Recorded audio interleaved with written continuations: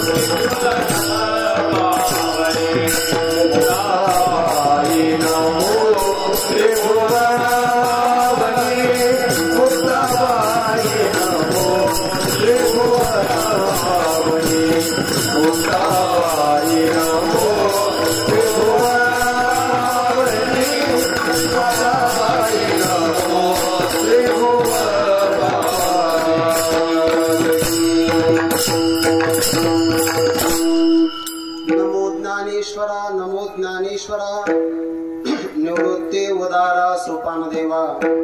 मुक्ताबाई नमो त्रिभुवन पावनी, आद्यत्रय जननी देवांची जयांची केली स्मरण।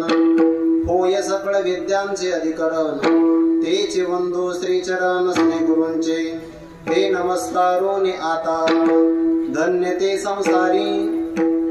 ते संसारी दयावंतचे अंतरी, येथे उपकारासाठी आले घरच्या वैकुंठी। प्रस्तुत प्राप्त प्रसंगी कैवल्य साम्राज्य चक्रवर्ती विश्वमाऊली ज्ञानोबाराय, शांती ब्रह्म संत श्री एकनाथ महाराज, वैराग्य राग रसिक जगतवंद्य जगद्गुरु श्री संत तुकोबाराय आदी करून या विश्वातील ज्ञात अज्ञात दृश्य दृश्य कोटीतील सकल संत महापुरुषांच्या परम कृपाशीर्वादाने परमार्थाची भव्य दिव्य स्वरूपाची वाटचाल करत असणारा, सुवर्ण महोत्सवापासून फक्त 3 पावलं दूर असणारा आणि ही सगळी गर्दी पाहिली की सुवर्ण महोत्सवाचीच नांदी आहे असं आपल्याला भान करून देणारा भव्य दिव्य स्वरूपाचा उत्सव।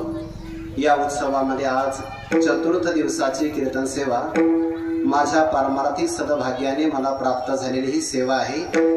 या धर्म मंडपामध्ये उपस्थित आपणा सर्वांच्या अंतःकरणामध्ये विराजमान सर्व व्यापक परमात्म्याच्या सेवेकरिता म्हणून घेतलेला हा अभंग वारकरी संप्रदाय रूपी मंदिराच्या कलशस्थानी विराजित वैराग्य रागरसिक जगदवंद्य जगद्गुरु श्री संत तुकोबाराय यांच्या गाथेतील संतपर प्रकरणातला 4 चरणाचा हा अभंग असून या अभंगातून जगद्गुरु तुकोबाराय या जगतामध्ये वृत्ती, कृती आणि उक्ती यांनी संपन्न असणाऱ्या महापुरुषांचा गौरव प्रतिपादन किंवा स्पष्टीकरण करून त्यांना धन्यता देतात. विठ्ठला विठ्ठला.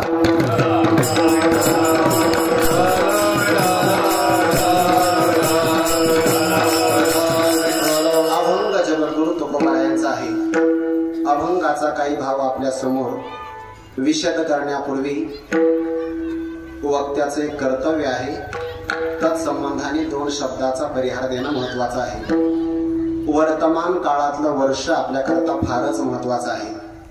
कारण असं आहे, ज्ञानोबारायांचं हे 750व्या सुवर्ण महोत्सवी सप्तशतकोत्तर जयंतीचं वर्ष आहे. जगद्गुरु तुकोबारायांच्या सदैव वैकुंठ गमनाचं हे त्रिशतकोत्तर अमृत महोत्सवी अर्थात 375व्या क्रमांकाचं वैकुंठ गमनाचं वर्ष आहे. या 2 असणाऱ्या संगमामध्ये मार्गशीर्ष महिन्याचा कालावधी आणि यामध्ये परंपरेनं होत असलेला आपला सप्ताह म्हणजे एक प्रकारचा त्रिवेणी संगम आहे.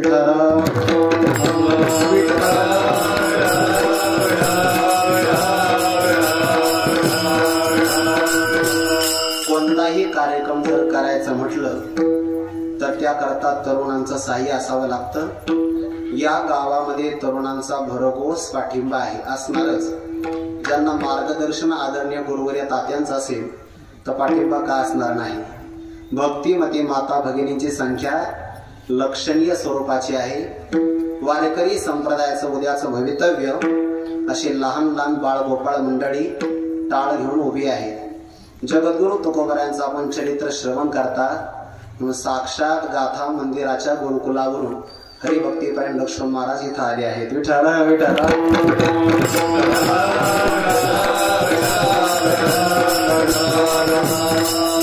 कीर्तनाला साथ करण्याकरता विठ्ठल महाराज आहेत. आमचे गुरुबंधू आनंदा महाराज आहेत.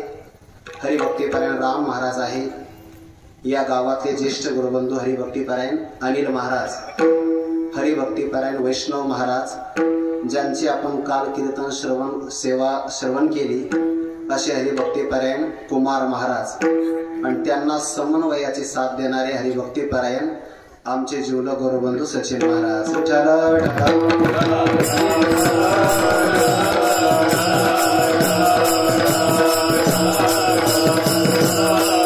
आपलं भाग्य फार मोठं आहे.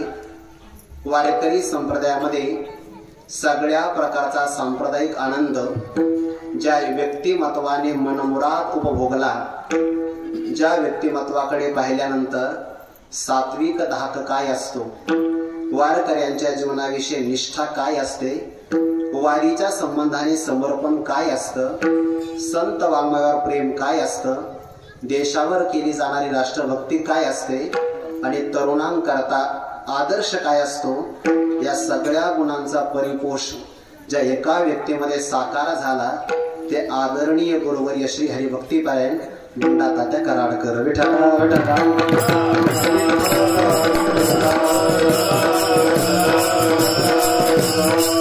गुरुवर्य तात्यांच्या मुखातून आपण जगद्गुरु तुकोबारायांचं चरित्र कथा श्रवण करत आहात. श्रवण करण्याकरता वक्ता ज्या भूमिकेचा असेल ना, श्रोत्यांची तीच भूमिका तयार होत असते. जगद्गुरु तुकोबाराय वैराग्य संपन्न आहेत आणि छत्रपती शिवाजी महाराज कीर्तन ऐकतात तर छत्रपती शिवाजी महाराजांनाही वैराग्य होतं. तात्यांच्या मुखातून आपण चरित्र ऐकलं, त्यांच्या जीवनातले सद्गुण नक्की आपल्यामध्ये उतरल्याशिवाय राहणार नाही.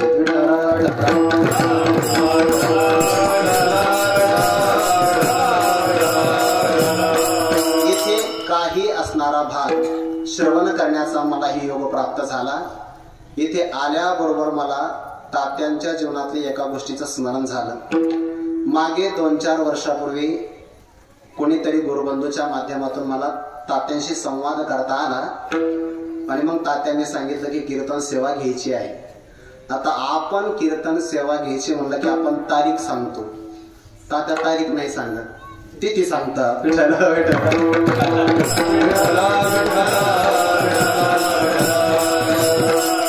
मला चांगलं आठवतं, चैत्र शुद्ध त्रयोदशी किंवा चतुर्दशी अशी काहीतरी कालावधीची मला कीर्तन सेवा सांगितली, पण दुसरीकडे सेवा असल्यामुळे मला ती सेवा करता आली नाही.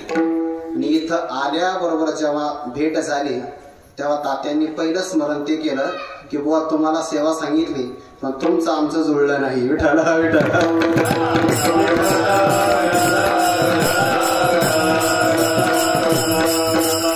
या बाबतीमध्ये मला ज्ञानोबारांची ओवी आठवते. स्मृती नवे आंधळी न मरे मन. महापुरुषांच्या स्मृतीला कधीही अंधत्व येत नाही आणि त्यांच्या बुद्धीला भ्रम कधीही गिळंकृत करत नाही. या ओवीचा साक्षात प्रत्यंतर मला आज आला आहे. आणि आदरणीय गुरुबंधू लक्ष्मण महाराजांनी सांगितलं तात्यांची स्मृती काय आहे ते मला ती स्मृती भास्कर आहे.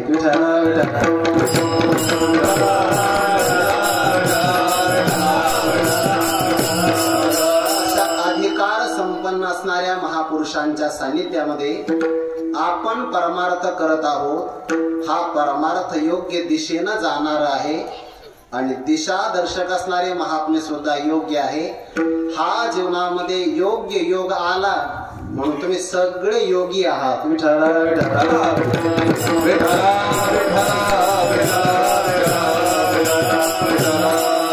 सर्वांच्या चरणावर विंदी सद्भावना व्यक्त करून मस्तक माझा पायावरी, मस्तक माझा पायावरी,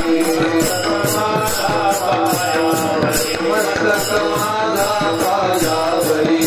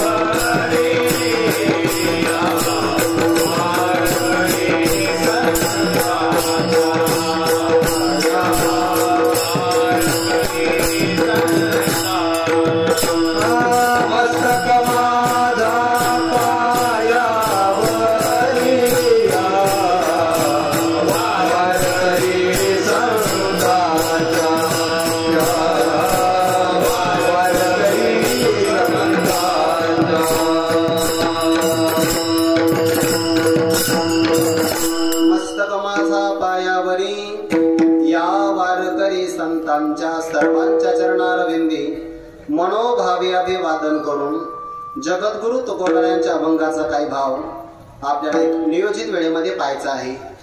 या अभंगातून तुकोबाराय संत महापुरुषांचा गौरव करतात. संसारामध्ये धन्यतेला कोण पात्र होतं त्या पात्रतेच्या संबंधाने प्रस्तुत अभंगातून जगद्गुरु श्री तुकोबाराय सूत्र रूपाने आपल्या समोर 3 महत्वाचे अवच्छेदक मांडतात.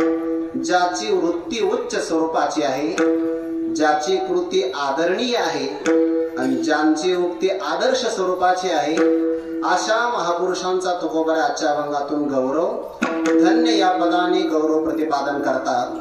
तसा धन्य हा शब्द फक्त परमार्थामध्ये शोभून दिसतो. संसारामध्ये जर एखादा व्यक्ती स्वतःला धन्य समजत असेल तर तो मनोरुग्ण आहे. विठ्ठला विठ्ठला.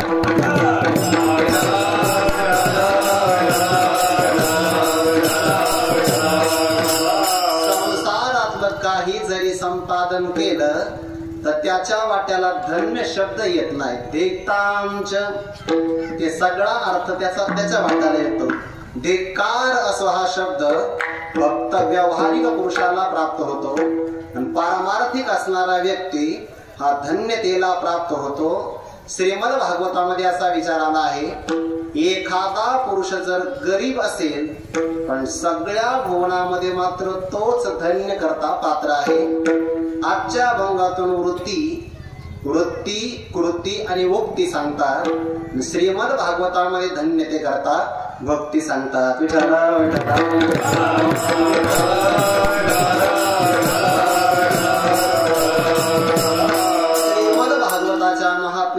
प्रतिपादन केलं आहे. सकल भुवन मध्ये निर्धनास्ते धन्या निवसति हृदयेषां श्री हरेर भक्तिरेका हरिरपि स निज लोकं सर्वथातो विहायं प्रविशति हृदितेषां भक्तिसूत्रोपनद्दः. श्रीमद भागवताचा हा श्लोक आहे. सगळ्या त्रैलोक्यामध्ये ज्यांच्या जवळ खरचण्याकरता कवडीही नसेल, पण जर परमात्म स्वरूपाच्या विषयी अंतकरणामध्ये प्रेम राहत असेल तर सगळ्या भुवनामध्ये निर्धनास्ते धन्या, जरी ते निर्धन असेल तरी सुद्धा धन्य ते करता पात्र आहे. का?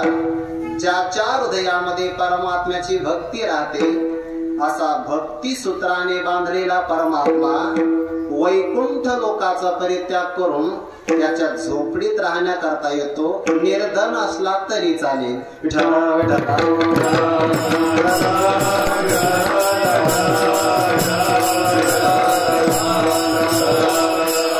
भक्ती मातेचं वर्णन करत असताना श्री नारद महर्षी भक्तीला तिचा गौरव सांगतात. त्वया होतस्तु, तुला आव्हान केल्याबरोबर परमात्मा याती नीच गृहेष्वपी, नीच पुरुषाच्या घरी सुद्धा परमात्मा येऊ शकतो.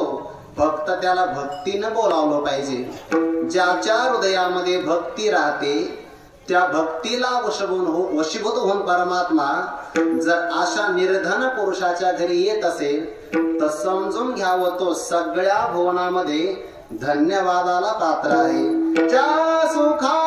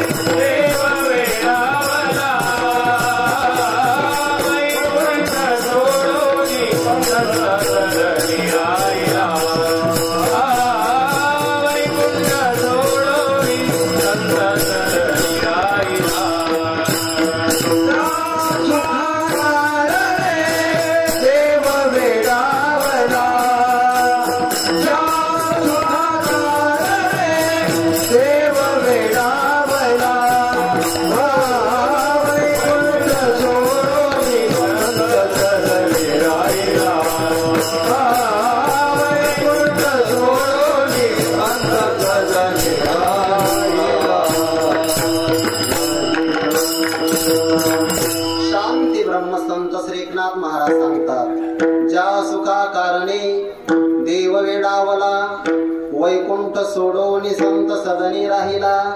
याचा अर्थ असा आहे की वैकुंठात अनुकूलता सगळी आहे, पण भक्तीचा आनंद मात्र वैकुंठात सुद्धा नाही. तुका म्हणे काला वैकुंठे काला वैकुंठे काला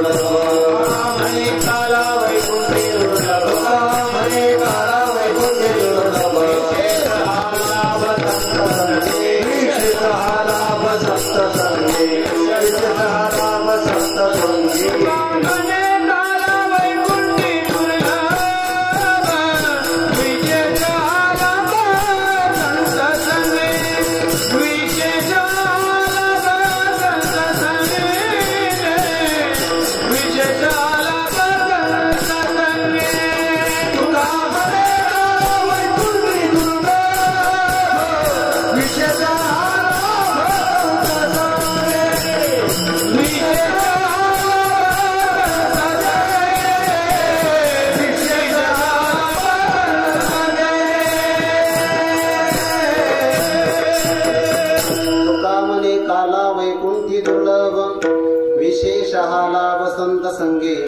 हा विशेष प्रकारचा लाभ संतांच्या संगतीत मिळतो.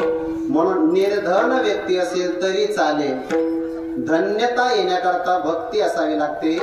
श्रीमंत असून उपयोग नाही. गरीब असून जर वारकरी असेल, गळ्यात तुळशीची माळ असेल तर धन्य आहे. विठ्ठल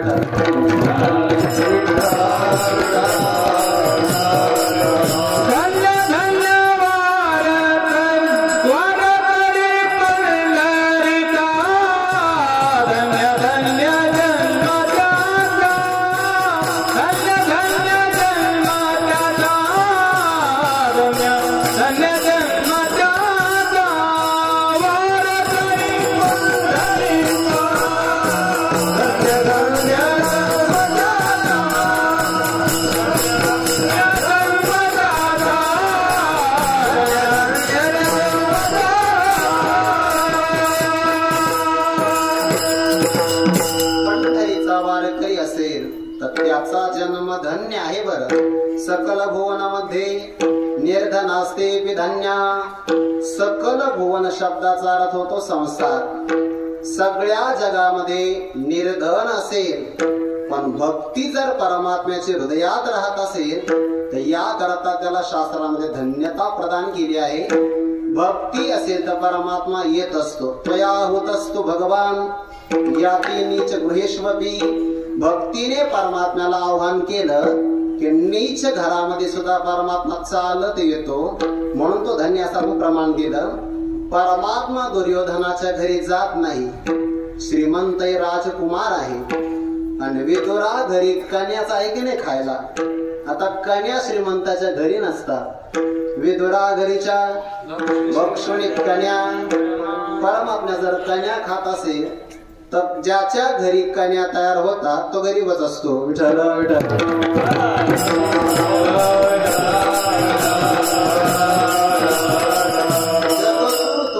व्यावहारिक अंगाने गरीबच आहे. दरदरीत पाण्या माझी रांधलेल्या कन्या. पण पारमार्थिक भाग्य एवढं मोठं आहे. पाहुणे घरासी आजी आले ऋषिकेशी. आपला पाहुणा वेगळा आहे, यमाचा पाहुणा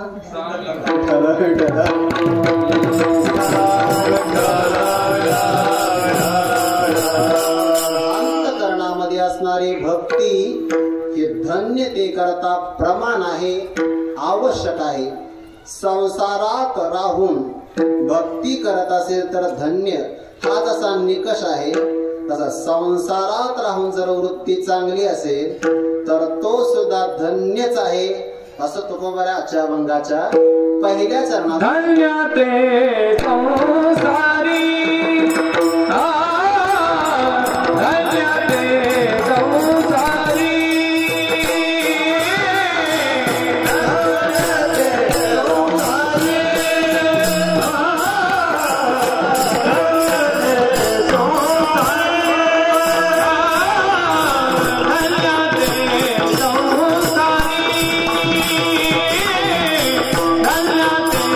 संसारी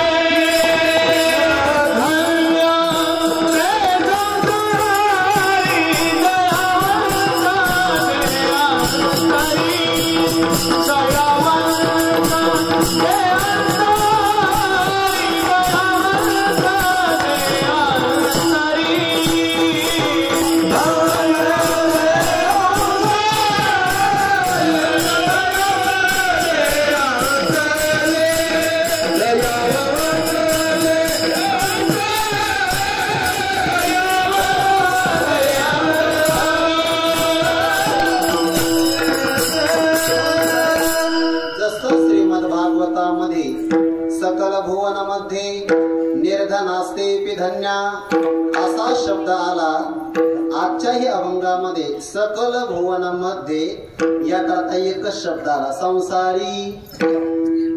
म्हणजे श्लोकाला सुद्धा सूत्र रूपात करू शकतात ते संत असतात. विठ्ठल विठ्ठल.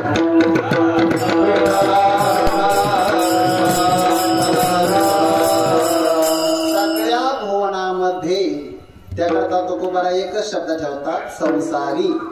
आता या संसारी शब्दाचे अर्थ दोन होतात. प्रसंगानुसार अर्थ घ्यावा लागतो. बरं, एक संसारी शब्दाचा विशेषण असा अर्थ होतो आणि संसारी शब्दाचा अधिकरण सप्तमी विभक्ती असा अर्थ होतो.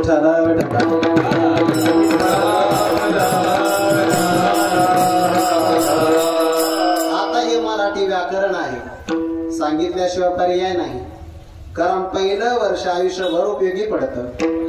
संसारी शब्दाचा विशेषण असा अर्थ घेतला तर संसारामध्ये आसक्त आहे, जे संसारच करतात त्यांना संसारी असं म्हणतात. हाही अर्थ लागतो. बरं, या अभंगात नाही लागणार. आणि दुसरा अर्थ आहे अधिकरण. संसारात राहणारे म्हणजे जगात राहणारे. जग हा समष्टी शब्द आहे आणि जगाचा एक अंश घेतला तर वेष्टी अंगाने शरीरात राहणारा त्यालाही संसारात राहणारा असं म्हणतात. संसारी शब्दाचा समष्टी अर्थ जग होतो आणि वेष्टी अर्थ वेष्टीवर यष्टी नाही. समष्टी म्हणजे जंगल आणि वेष्टी म्हणजे एक झाड. विठ्ठल विठ्ठल.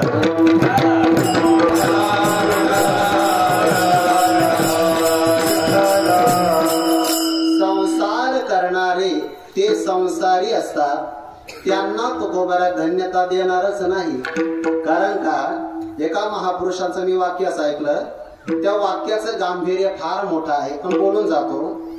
परमार्थ करणाऱ्याला सुद्धा जर आम्ही आडाणीपणा म्हणत असेल तर संसार करणाऱ्याला आम्ही शहाणं कसं म्हणू.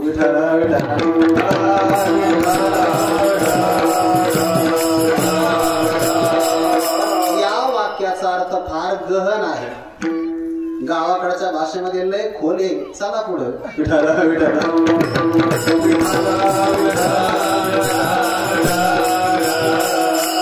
संसार जर भ्रम असेल आहेच, तर भ्रमाला निवृत्त करणारा परमार्थाचा व्यापार सुद्धा समान सत्तेमध्ये साधक बाधक व्यवहार होतो की कुमार महाराज.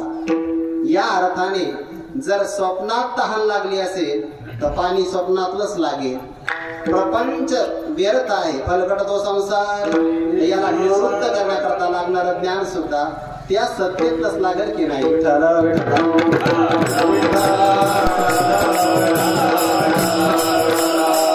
संसार करणाऱ्याला तुकोबारा धन्यता देत नाही, मग संसारात राहणाऱ्याला धन्यता देतात.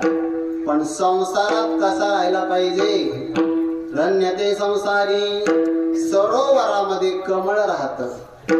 काय उदाहरण आठवलं मला, कमळाचं. विठ्ठल विठ्ठल.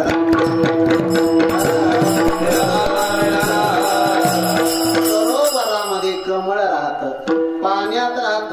ऐका बरं, कमळ पाण्यात राहत पण कमळात पाणी राहत नाही. तसं आपण जगात राहावं पण जग आपल्या मनात राहू नये. याला अलिप्तपणा. अलिप्त कमळ जली जैसे, अलिप्त कमळ जली जैसे, अलिप्त कमळ जली जैसे, अलिप्त कमळ जली जैसे. सत्यवादी करी संसार सकळ, अलिप्त कमळ जली जैसे,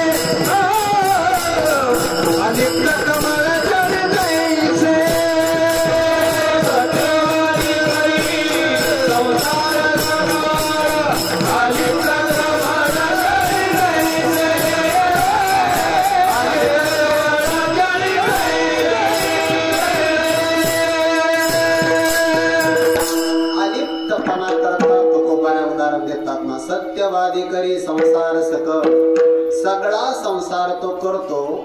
सरोवरामध्ये जसं कमळ अलिप्त राहत तसा त्याचा संबंध कशाशी राहत नाही, तो संसारात आलेला आहे. जसं आपण घरात आलेला असतो की नाही. मराठी भाषेमध्ये घर या मूळ शब्दाची सप्तमी घरी अशी होते. मंदिर शब्दाची सप्तमी मंदिरी अशी होते. गाव शब्दाची सप्तमी गावी अशी होते. तसं संसार म्हणजे जग आणि त्याची सप्तमी संसारी होते. विठ्ठल विठ्ठल.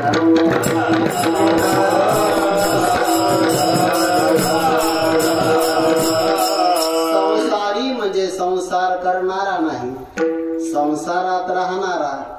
जगात राहतो किंवा जगाचा एक अंश देह आहे, तो देहात राहतो. एवढे गा प्रतिदी तो देह आला से वस्ती, वाटे माझी गुंती जैसा. प्रवास करणारा व्यक्ती जसा एखाद्या गुहेमध्ये थांबतो तसा जीवात्मा या देहामध्ये वस्ती करता आलेला आहे बघा. म्हणून तर याला वस्तीकर म्हणतात. वस्तीकर वाटे जाता प्राण हा बलवता म्हणून जागे अहो जीव येत उखिता. विठ्ठला विठ्ठला.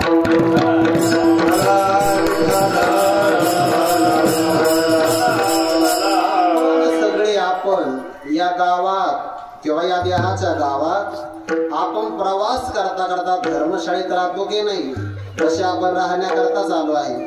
फक्त एवढं आहे की धर्मशाळेत जेवढे आपण उदास राहतो तेवढे या धर्मशाळेत राहत नाही. विठ्ठला विठ्ठला.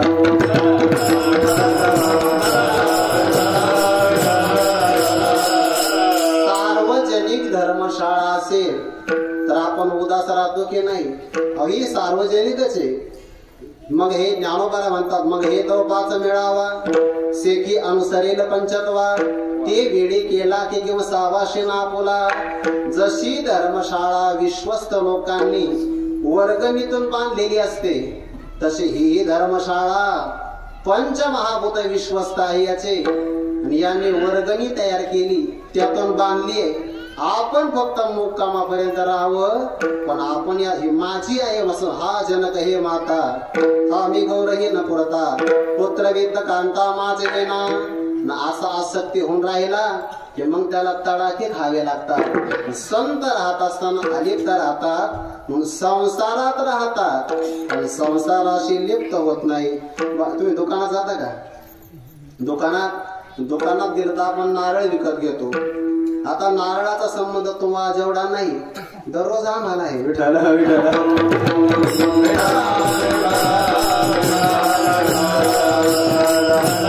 दुकानातून जर आपण नारळ विकत घेतला तर आपण काय करतो, त्याला वाजवून पाहतो बघा.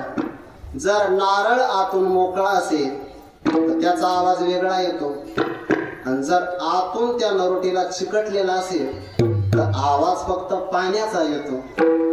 जो मोकळा नारळ आहे तो फोडला की तो मोकळाच बाहेर येतो, कारण त्याने संबंध सोडलेला असतो. ज्याने संबंध सोडला तो मुक्त असतो. तो नारळ मोकळा आहे, आतून मोकळा पाहिजे बरं, तो मुक्त आहे. आणि दुसऱ्या प्रकारचा नारळ फोडला तर त्याने संबंध सोडलेला नसतो. मग त्याने नरोटीचा संबंध सोडावा याकरता चमचे लावले जातात. चमचे लावले जातात, चमचे वागतात, ते निघत नाही. विठ्ठला विठ्ठला.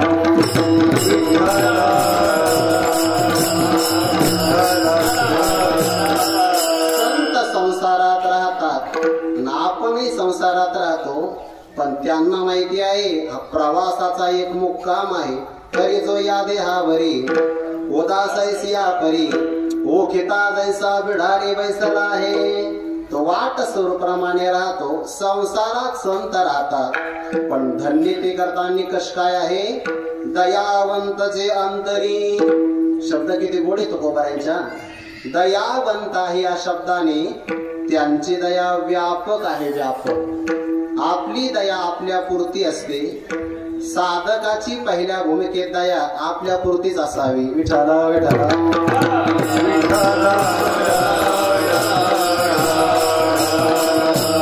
ज्ञानोबाला सांगतात ना, या कारणे पै बापा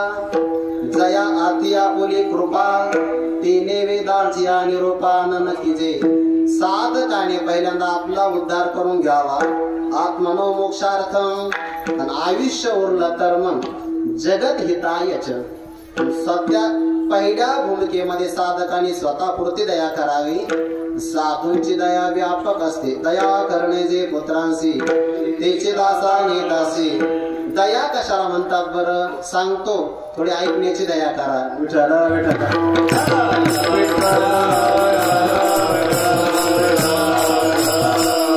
दया ही अंतकरणाची वृत्ती आहे. थोडं जागा जर असेल ना तर पुढं सारखा. बरेच लोक मागणी त्यांना जागा नाही, करा थोडी दया त्यांच्यावर. विठ्ठल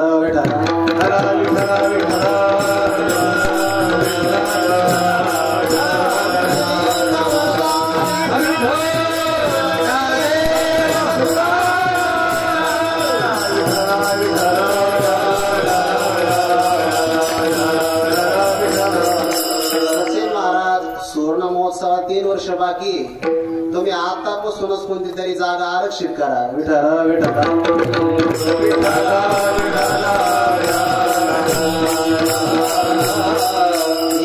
एका व्यक्तीने 5-5 नातेवाईक जर आणले आणखी 3 वर्षांनी जागा काही पडेल, 5 फूट होईल. मी जेव्हा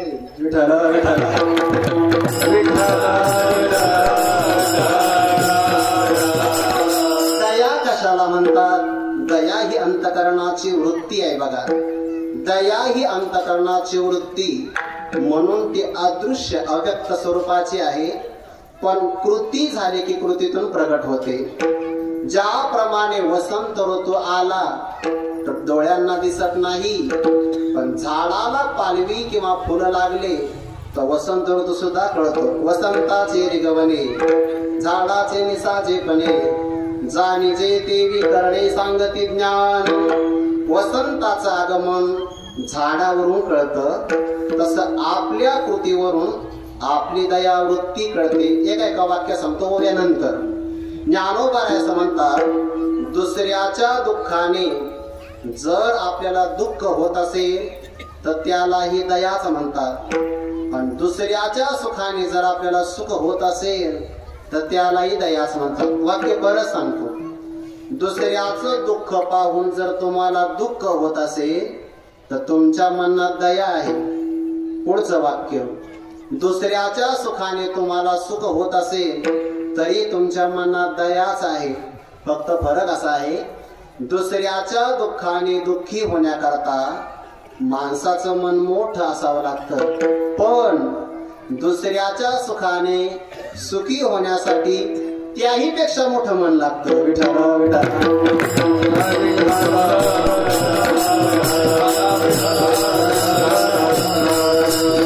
तुका मने सुख पराविया सुखे, तुका मने सुख पराविया सुखे, तुका मने सुख पराविया सुखे,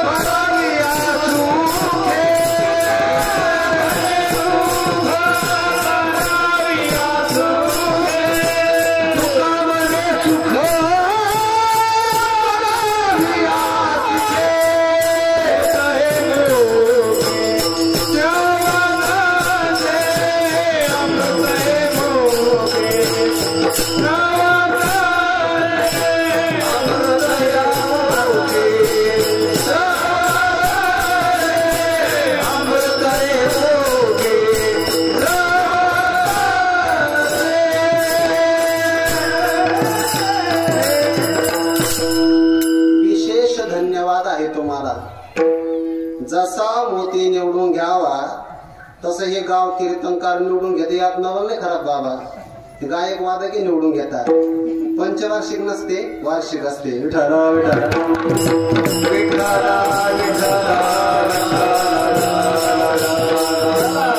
तुका म्हणे सुख पराव्या सुखी अमृत हे मुखे सर्व तसे. दुसऱ्याच्या दुःखाने दुःखी होणं याकरिता ज्ञानोबा उदाहरण देतात. पै पायी काटा निघटे तव व्यथा जेवी उमटे. तैसा पोळी संकटी पुढीलांचिनी. पायामध्ये काटा रुतला. रुतला कुठं? पायात. आणि अश्रू कुठं आले? डोळ्यात. दुसऱ्याच्या वेदना आपल्याला होणं याला दयाच म्हणतात. पायाला शीतल स्पर्श प्राप्त झाला तर आनंद सुद्धा डोळ्यालाच होतो. का पावो शीतळता नाही की ते डोळ्यांची लागी होई. तैसा पर सुखे जाई सुखावत जो. या दोन्ही ओव्या करता माझ्याकडे दोन उदाहरण आहे. श्रीमद भागवतामध्ये किंवा महाभारतामध्ये असा विचार आलेला आहे.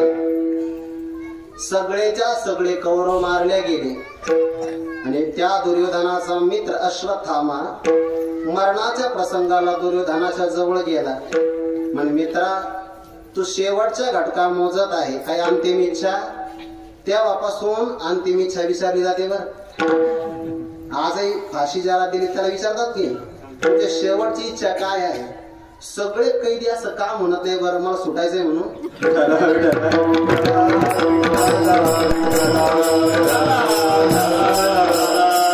त्यांनाही माहिती आहे की सुटायचं आहे, एवढं सोडून अंतिम इच्छा सांग.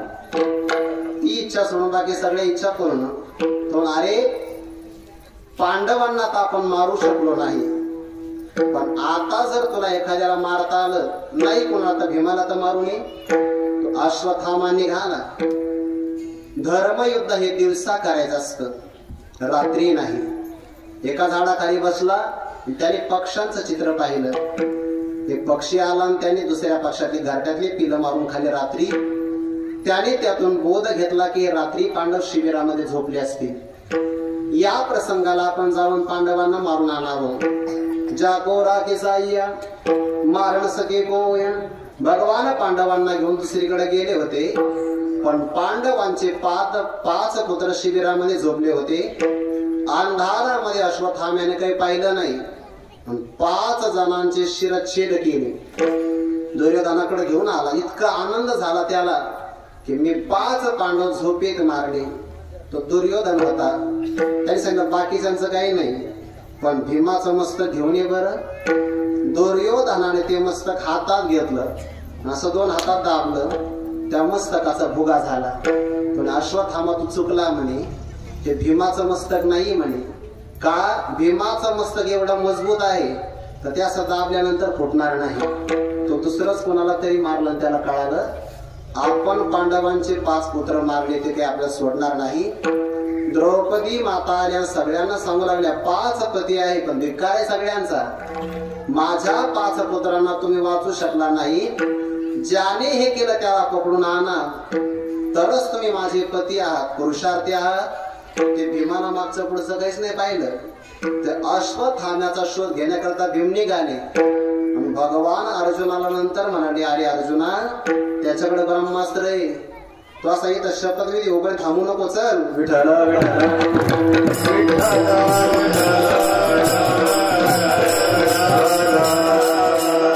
भगवंताला माहिती आहे वरी भीमसेन बेथू, तो झाला असे सेना नातू. भीम आडदांड आहे, आणि जर त्या अश्वत्थाम्याने ब्रह्मास्त्र वापरलं तर भीमाला वाचवता येणार नाही. त्याने ते ब्रह्मास्त्र सोडलं. इतिहास तुम्हाला सर्वांना माहिती. ब्रह्मास्त्राचा असणारा घात चुकविण्याकरता पुन्हा भक्तराज अर्जुनाने सुद्धा ब्रह्मास्त्र सोडलं. आणि 2 ब्रह्मास्त्र म्हणजे 2 अणुबॉम्ब एकमेकाला टकरा घेऊ लागले.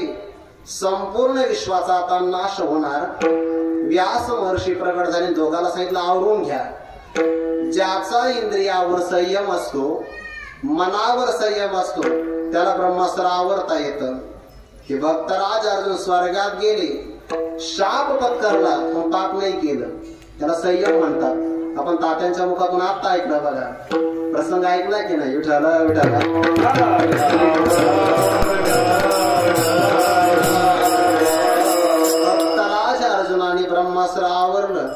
अश्वत्थामा मला नाही आवरता येत. ते निघालं ना मग त्याने परीक्षितीच्या त्या उत्तरा मातेच्या गर्भात प्रवेश केला. भगवंताने रक्षण केलं आणि अश्वत्थाम्याला पकडून आणलं. आता पकडून आणल्यानंतर द्रौपदी मातेने शिक्षा करायला पाहिजे की नाही.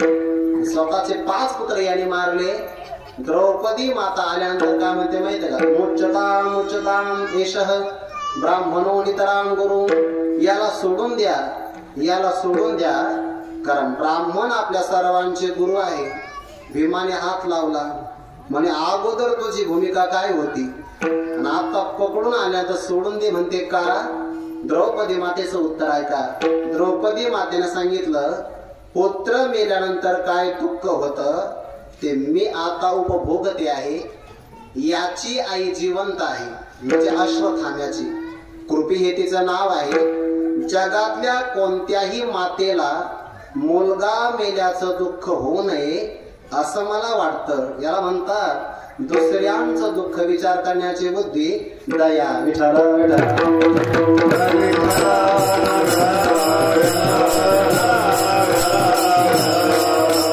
दुसऱ्याच्या सुखाने सुखी होणं याकरिता उदाहरण आहे जगद्गुरु तुकोबारायांचं. तुकोबारांनी एकदा व्यापार केला. चरित्र आपण ऐकतच आहात. प्रसंग झालाय की नाही मला माहिती नाही. व्यापार करता करता थोडस चलन तयार झालं. एका व्यक्तीने सोन्याची कडी म्हणून पितळीचीच कडी दिली.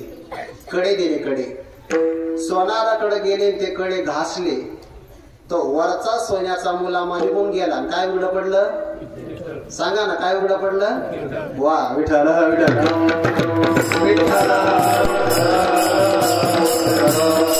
आज पितळ होत तर पितळच उघडं पडलं की नाही? सावकार म्हणा लागले तुकोबारांना पैसे कर्ज म्हणून द्यावे तर वापस येण्याची काही शक्यता नाही, कोणी देत नाही. जिजाबाईंनी स्वतःची पदप्रतिष्ठा वापरली आणि 200 रुपयाचे कर्ज घेतलं. आणि तुकोबारांना सांगितलं या 200चा नफा झाला पाहिजे असा व्यापार करा. मग मागे या. मग गुळ घेतला विकला, मीठ घेतलं विकलं, सगळा व्यापार केला. 200 रुपयाचे 250 रुपये तयार झाले. बालाघाट नावाचा प्रांत आहे बीड भागामध्ये. तिथे उल्लेख आला बरं वैपती महाराजच्या चरित्रामध्ये उल्लेख आला आहे. तुकोबारा एका गावात आले. एक असणारा ब्राह्मण व्यक्ती कमरेपासून गुडघ्यापर्यंत फक्त वस्त्र परिधान केलं. अस्थि पंजर सापळा आहे. धुळीने सगळं अंग माखलेलं, चेहरा निस्तेज झालेला, डोक्यावरचे दाढीवरचे केस वाढलेले, गळ्यामध्ये नांगर गुंतवलेला आहे. एक शिपाई चापकाचे फटके मारतो. पत्नी आणि मुलासहित भिक्षा मागतो आहे. सगळे धिक्कार करतात. पुढं हो पुढं हो. तुकोबारांकडे तो आला. तुकोबाने त्या भल्या माणसाला विचार बाबा हे तुमची अवस्था अशी कशी काय झाली? एक प्रश्न विचारला तो रडूच लागला. म्हणे आतापर्यंत 12 वर्षामध्ये पहिली व्यक्ती तुम्ही आहात की तुम्ही माझी अस्थीने चौकशी करत आहात. त्या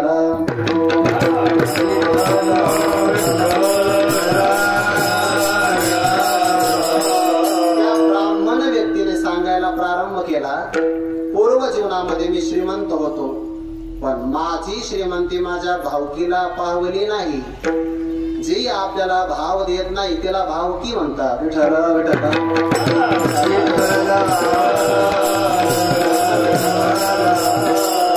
त्यांनी माझा आरोप रचला. तिथं छत्रपतींचं राज्य नव्हतं. तिथला राजा अधर्माला प्रोत्साहन देणारा 300 रुपयाचा दंड लावला. 50 रुपये मी भरले. अजून 250 रुपये बाकी. 12 वर्षापासून 250 रुपये जमा करतोय. 1 रुपया जमा झाला नाही. यांना फायदा किती झाला होता? 200 सहित 250. तुकोबाराने त्याची वाणी ऐकली. विप्रवाणी ऐकून येसी दया उपजली मानसी. मग आश्वासिले ब्राह्मणासी चिंता करू नका, चिंता करू नका. विप्रवाणी ऐकून येसी दया उपजली तो दयासी. मग आश्वासिले ब्राह्मणासी चिंता मानसे करू नका, काळजी करू नका. मी तुमचे 250 रुपये भरतो. इतका आनंद झाला त्याला. ज्ञानोबाला म्हणतात व्याधा हातोणी सुटाला विहंग मदायचा. तसा तो मोकळा झाला बघा. आनंद झाला. 10 ब्राह्मण बोलवले. त्यांना जेव घातलं. तुकोबाने त्याचा क्षौर विधी केला. जेव घातला. 250 रुपये भरले त्याचे आणि मग त्या ब्राह्मणाने वरदान दिलं, देवादिदेव रुक्मिणीवर तुझं सांभाळून निरंतर, तुझा ऐसा विष्णू भक्त उदार पृथ्वीवरी असेना. विठ्ठल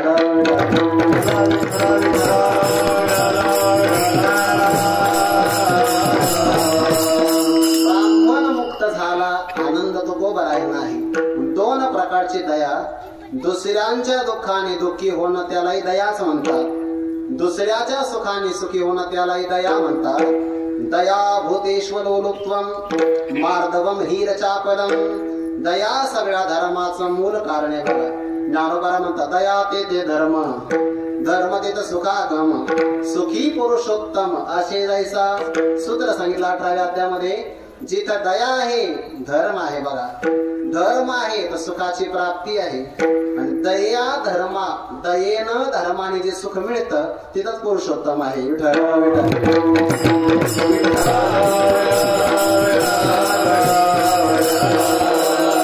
अशा दयेनं जे संपन्न आहे ते या जगतामध्ये धन्य आहे.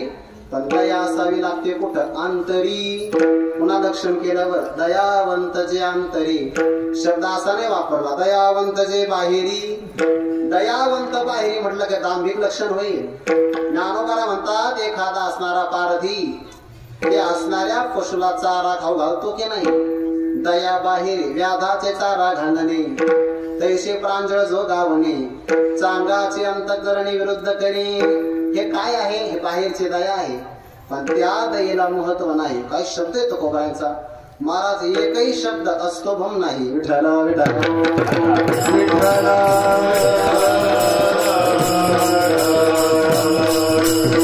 अस्तोभम हे सूत्राचं लक्षण आहे की व्यर्थ शब्द नाही, व्यर्थ शब्द नाही. बरं, दयावंत जे अंतरी, महाराज त्यांच्या अंतकरणात दया ही वृत्ती आहे. तुम्ही इथलं सांगितलं की वृत्ती आत असते, कृतीतून प्रगट होते. ती दयाच संतांना प्राणी मात्रांचं दुःख हरण करण्याकरता, कृती करण्याकरता भाग पाडते. वृत्ती दया आहे, दया वृत्तीतून कृती घडते. संत महात्मे कोणती कृती करतात?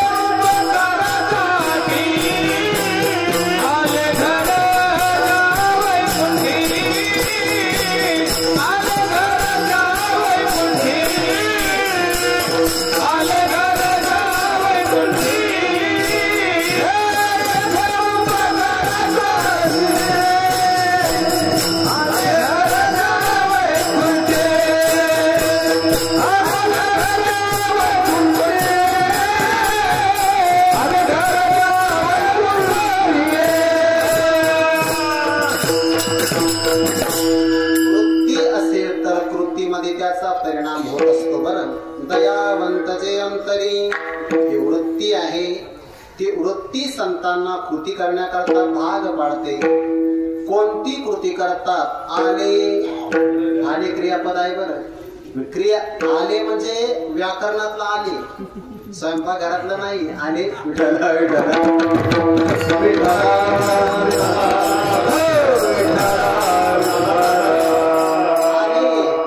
आले येण्याचं काम केलंय. आले हे क्रियापद आहे. क्रियापदातून कृती दाखवतात. कोण आलं? दयावंत जे अंतरी. ते येथे शब्दाने मृत्यूलोक घ्यायचा. मृत्यूलोकात आले. कुठून आले? ज्या घर वैकुंठी, ज्यांचं वैकुंठ हे घर आहे त्या घरातून आले. कशा करता आले बरं? उपकारासाठी. संत उपकार करण्यासाठी येतात. संतांच्या अवताराचं प्रयोजन असतं बरं. आता हे अनंत महाराज, लक्ष्मण महाराज आणि आम्ही तिघ जण, मी एका पाठातले विद्यार्थी. वैकुंठवासी गुरुवर्य श्री विठ्ठल महाराज भुले बाबा यांचं वाक्य आठवतात. बुवा, मोठी माणसं काम घेऊन येतात बघा, काम झालं की उभ्या पावली निघून जातात. रिकामी माणसं बरेच दिवस राहतात. विठ्ठला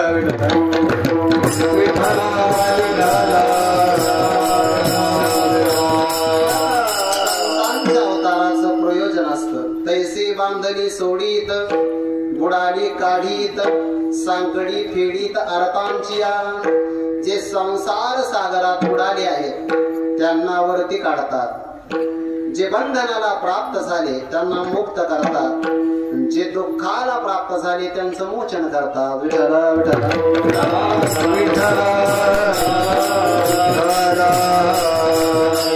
सर्वांचं हित व्हावं अशा प्रकारची कृती करणं त्याला उपकार असं म्हणतात. ज्यामध्ये सत्य हित असतं तोच उपकार आहे. नुसती मदत करणं हा उपकार नाही बरं. काही माणसं व्यसनी असतात आणि मग एखादा व्यक्ती म्हणतो मी त्याला उपकार केला. काय केलं? मी त्याला 100 रुपये दिले. त्याने काय दिवा लावला? मग तो गेला व्यसन करायला. नुसत्या मदतीला उपकार नाही म्हणत. ज्यात हित सामावलेले असेल अशा कृतीला उपकार असं म्हणतात. आपल्यावर उपकार भक्तराज अर्जुनाचा आहे बरं. भगवान परमात्म्याला भक्तराज अर्जुनाने विचारलं नसतं तर देवाने तरी आपल्या मनातली गाठ का सोडली असती? 17व्या अध्यायामध्ये विचार आहे. हा नपसत आहे गोठी तरी देव का सोडिते गाठी. कैसे आम्हा तुम्हासे भेटी परमार्थीसी. जर या अर्जुनाने देवाला विचारलं नसतं तर भगवंताने आपलं गाठोड सोडलं नसतं. असा कोणताही व्यक्ती विनाकारण आपली कुलूप सोडत असतो का? विठ्ठला विठ्ठला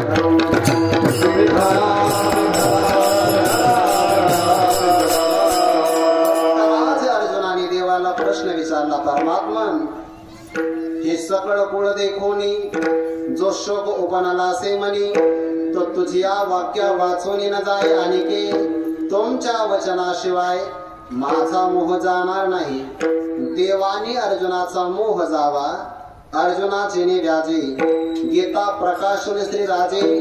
संसारा एवढे थोर ओझे फेडिले जगाचे. हा भगवंताने अर्जुनाच्या निमित्ताने केलेला उपकार आहे आपल्यावर. या दोघांचा संवाद झाला आणि त्या शब्दावर व्यासांनी ग्रंथाचा आकार तयार केला. म्हणून श्री व्यासांचा हा थोर विश्वास झाला उपकार. जे श्रीकृष्ण उक्ती आकार ग्रंथाचा केला म्हणून व्यासांचा उपकार आहे. यानंतर आपल्यावर ज्ञानोबाऱ्यांचा उपकार आहे. भगवंताने संस्कृत भाषेतच सांगितलं. व्यासांनी संस्कृत भाषेमध्ये रचना केली. पण ज्ञानोबारा म्हणतात या संस्कृत भाषेचं गहन तीर ते सगळं बाजूला करून मराठी शब्दांचा चांगल्या प्रकारचा घाट आमच्या श्रेणीवरती देवांनी बांधला आहे. तिरे संस्कृताची गहने तोडोनी मराठी शब्द सोपानी. रचिली धर्म निधाने श्रीनिवृत्ती देवे. हा निवृत्तीनाथांचा ज्ञानोबाऱ्यांचा उपकार आहे. आणि यानंतर आपल्यावर उपकार कोणाचा असेल? शांती ब्रह्मसंत श्री एकनाथ महाराजांचा. त्यानंतर उपकार कोणाचा असेल तर जगद्गुरु तुकोबारायांचा अमृताची वाणी. वरुषला शुद्ध तुकोबारायांची वाणी अमृताची. मुख्य अमृताची वाणी देह देवाचे कारणे. हा उपकार आहे. यातून आपल्यावर हित होत. संत उपकारा करताच येतात. परोपकाराय सताम विभूतया. बघा बरं, विद्या, बल आणि धन दुर्जनाकडे पण आहे आणि सज्जनाकडे पण आहे, पण वापर मात्र वेगळा आहे. विद्या विवादाय, विद्या असेल तर दुर्जन पुरुष विवाद करतो. धनम मदाय, धनाने उन्मत्त होतो. शक्ती दुसऱ्याला पीडा देण्याकरता, शक्ती परपीडनाय खरस्य. आणि साधूचं मात्र विपरीत आहे. साधूर विपरीतम येतात. त्यांची विद्या ज्ञानासाठी, त्यांचं असणारं धन दानासाठी, त्यांचं असणारं ज्ञान विद्या हा ज्ञानासाठी, धन दानासाठी आणि बळ रक्षणासाठी. बळ बोधे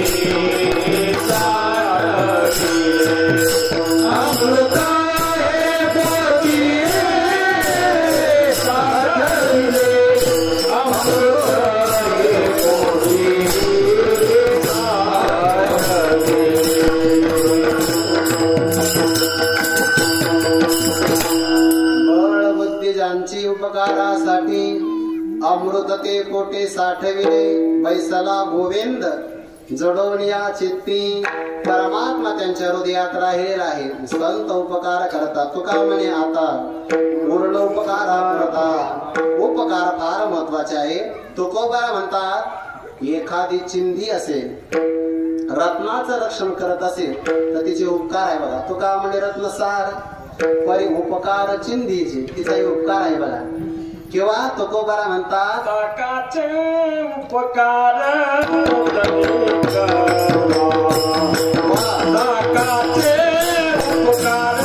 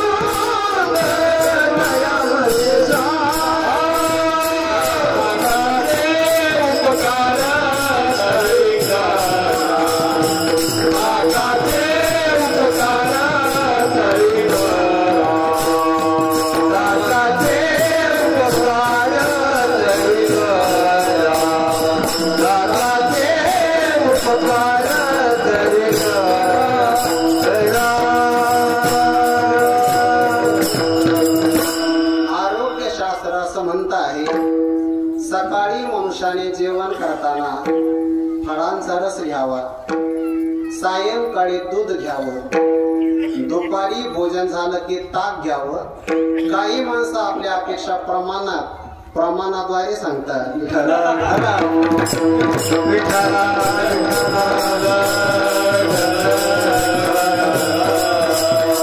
कुमार महाराज उद्या दुपारी लक्षात ठेवा, ताकाचे उपकार करा. ताकाचा उपकार आहे की नाही विठाला?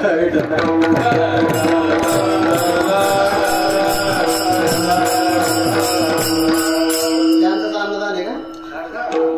झालं का? मला सेवा काल द्यायची असते.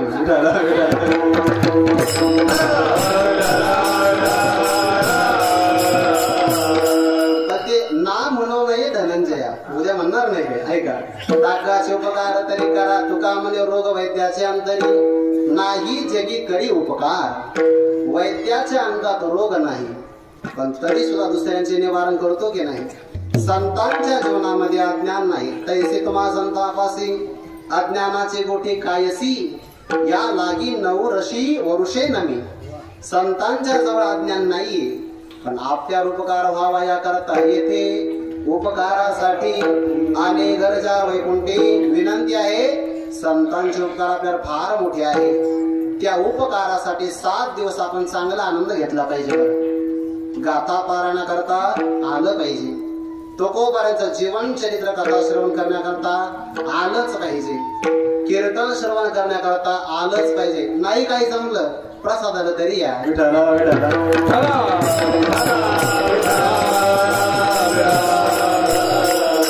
यातून मी काही चेष्टा नाही करत. नामस्मरणातून या सगळ्या वायुमंडलाचा प्रभाव त्या प्रसादावर होत आहे. तो प्रसाद सेवन केला तर तुमच्या हृदयात परिवर्तन होईल. म्हणून या विठ्ठल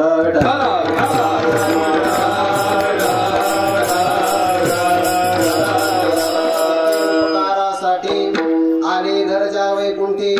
वैकुंठातून संत येता चांगला आहे का बरं. मोठी माणसं उच्च भूमिकेतून जरी कनिष्ठ भूमिकेत आली तरी त्यांचा मोठेपणा आबाधितच राहतो, तो कमी होत नाही.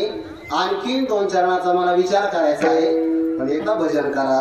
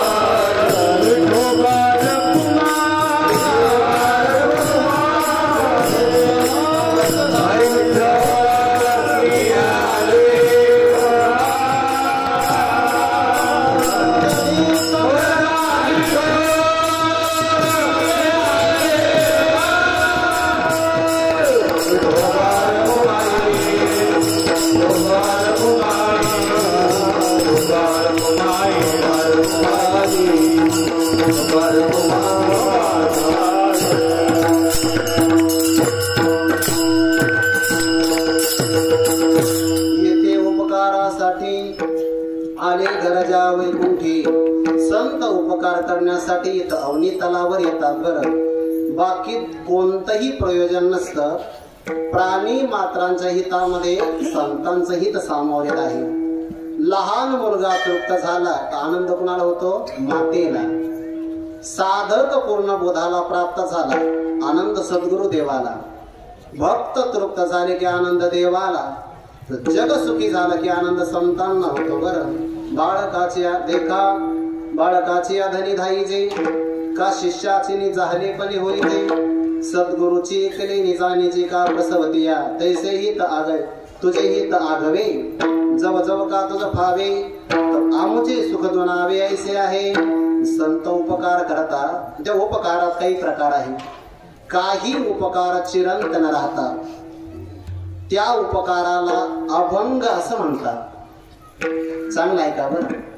संतांची आपण वृत्ती पाहिली, दयावंत जे अंतरी. दुसऱ्या चरणातून आपण कृती पाहिली. येथे उपकारासाठी आले ही त्यांची कृती आहे. उपकार अभंग राहण्यासाठी अभंग तयार करावे लागतात, आणि अभंग तयार करण्यासाठी बोलावं चांगलं लागतं. या बोलण्याची 2 लक्षणं पुढच्या 2 चरणात सांगितली आहे. एकदाच घेतो आता. लटिके वचन नाही. संतांच्या वचनामध्ये उक्तीमध्ये खोटं बोलणं नसतं. 2 अर्थ होतात. संत खोटं बोलत नाही, किंवा जे बोलतात ते खोटं होत नाही.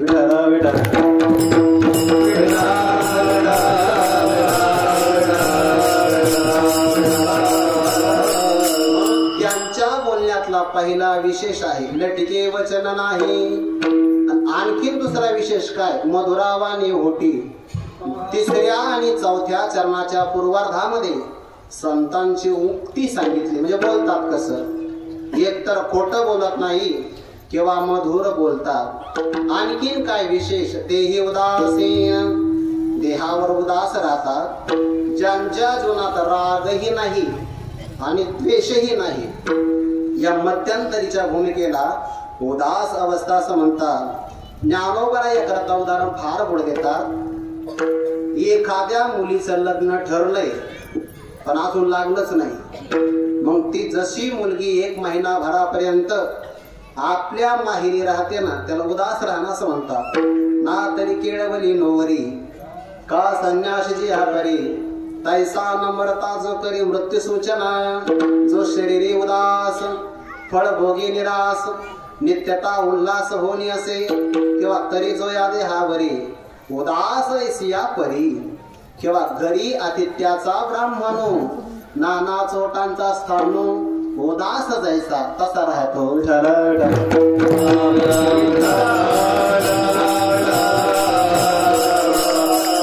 शरीरातील प्राणो घरी आतिथ्याचा ब्राह्मणो नाना चोटांचा स्थानो उदास जैसा. तसा तो आपल्या शरीरात प्राण आहे पण उदास राहतो. घरी एखादा ब्राह्मण पाहुणा म्हणून आला की उदास राहतो. घेणं देणं काही नाही. चौकामध्ये उभा असणारा दगड किलोमीटर सांगतो पण किती प्रवासी गेले किती काही घेणं देणं नाही. तसा तो उदास राहतो. बघा उदास तेही उदासीन आणि त्याच्या अंतकरणात फार मोठी जागा आहे. तुका म्हणे वाव पोटी. किती मोठी जागा आहे सांगू का. सगळं ब्रह्मांड देवाच्या पोटात राहतं आणि तो देव त्यांच्या हृदयात राहतो.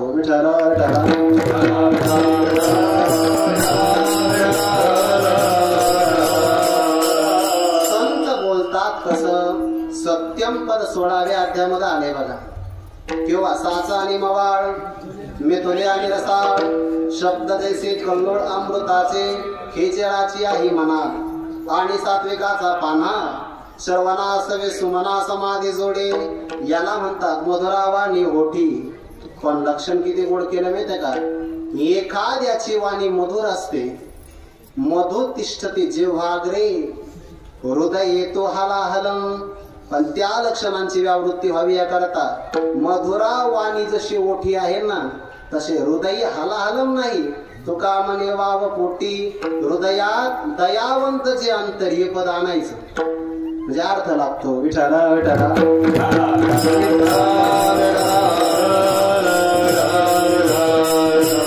संतांच्या पोटात. पोट म्हणजे हृदय. वाव म्हणजे जागा. किती मोठी जागा आहे. सगळ्या जगाचे अपराध सहन करू शकतात. योगी पावन मनाचा साहे अपराध जनाचा.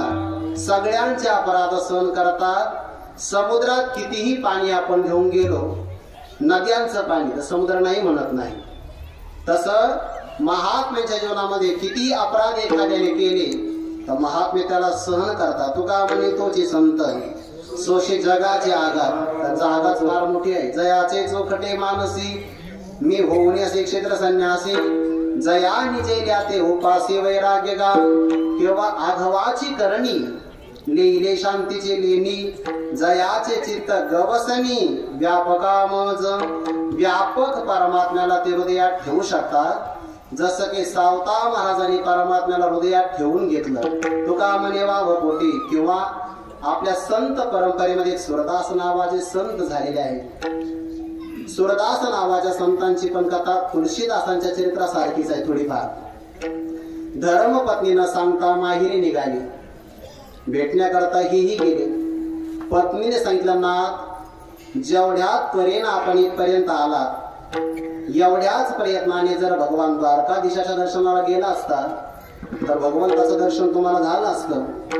ज्ञानोबाला म्हणतात एखादा व्यक्ती रागाने जरी द्वारकेला निघाला तर त्याचे पाय दुखतात पण वाया जात नाही. रोषे निघाले अवचटे पडिले द्वारकेचे वाटे. ते सिने परी सुनाटे न वचती पदे. शिने परी पदे सुनाटे न वचते. पावलं वाया जात नाही. तसे ते द्वारकेच्या रस्त्याला निघाले. जाता जाता डोळ्यांनी धोका दिला. डोळे धोकाच देतात महाराज. जास्त मोबाईल पाहिला की लवकर धोका देतात.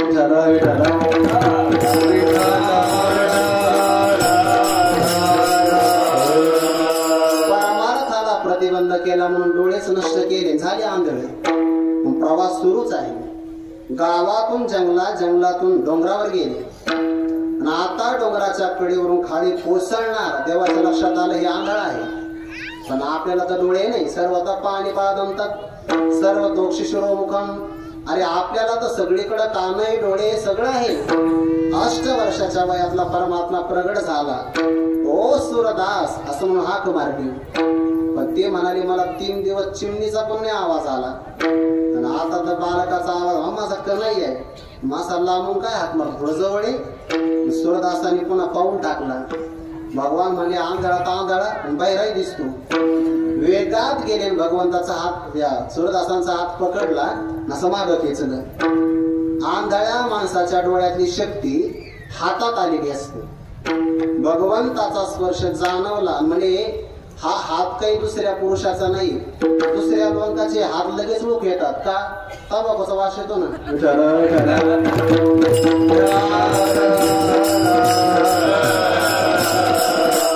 लगेच कळतात. सूरदासांना कळाला हा देवाचा हात आहे. भगवंताचा हात पकडला. पण भगवंताने ताकद वापरली. आपला हात सोडून घेतला. हिसका मारला. सूरदासजी असं म्हणतात देवाला प्रभू माझ्या हाताला हिसका मारून जाताय. मी दुर्बल आहे. तुम्ही बलाचा वापर करता. पण तुमच्यात जर हिंमत असेल ना तर माझ्या हृदयातून जाऊन दाखवा. हस्तम उत्क्षिप्यातोषी बलात् कृष्ण किमद्भुतम हृदयात यदि निर्याशी पौरुषम गणयामि ते. या श्लोकाचा हिंदीतला अनुवाद गोड आहे. हात छोडा कर जात है दुर्बल जानत मोय प्रभु मेरे हृदय से जाय मर्द कहावे तोय. अरे हाताला इसका मारून जातोय. हिम्मत असेल तर माझ्या हृदयातून जाऊन दाखव. याचा अर्थ परमात्मा हृदयात साठवला. एवढी मोठी जागा आहे. भगवान प्रसन्न झाले. म्हणजे काय लागतं? मग डोळे द्या. नखशिखांत भगवंताचं अवलोकन केलं. 5 मिनिटांनी सांगितलं प्रभू माझे डोळे पहिल्यासारखे आंधळे करा. भगवान म्हणजे वा हेच काम आहे आम्हाला. डोळे द्यायचे पुन्हा काढून घ्यायचे. पण काढून तरी काय घ्यायचे? आंधळ का करायचं? म्हणजे ज्या डोळ्याने तुझं कोटी कंदर्प दर्पहारी सौंदर्य पाहिलं आता त्या डोळ्याने मला संसार पाहायचा नाही. ज्या डोळ्यातून टेकिला डोळा बैसला मनी तुका म्हणे वाव पोटी. जो परमात्मा डोळ्यांच्या द्वारे हृदयात आला आता त्या डोळ्याच्या द्वारे मला संसार आतमध्ये घ्यायचा नाही.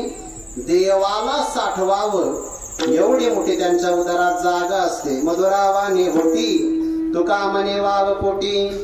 असे महात्मे येथे उपकारासाठी आले गरजा वैकुंठी म्हणून धन्य ते संसारी. ज्ञानेश्वर माऊली